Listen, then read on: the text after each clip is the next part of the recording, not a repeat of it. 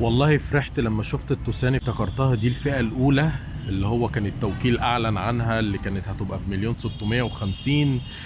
بس لما قعدت وقلبت في العربية لقيت إن دي الفئة التانية.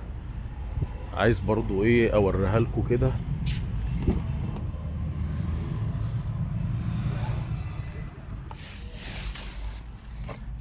دي التوسان الفئة التانية. والله فرحت، قلت إيه ده، الفئة الأولى نزلت.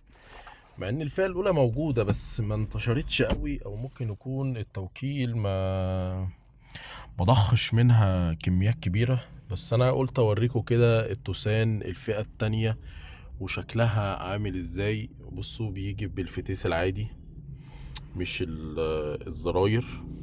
وطبعا التكييف عادي جدا. هي الحلو اللي فيها ان دي شاشة حلوة كبيرة، ما فيهاش فتحة سقف. والكراسي قماش، والكراسي كمان عادية مش كهربا. وده شكلها من ورا. والله هي بيزك، اللي عايز يركب براند محترم الهيونداي توسان. طبعا برضو دي عادي جدا.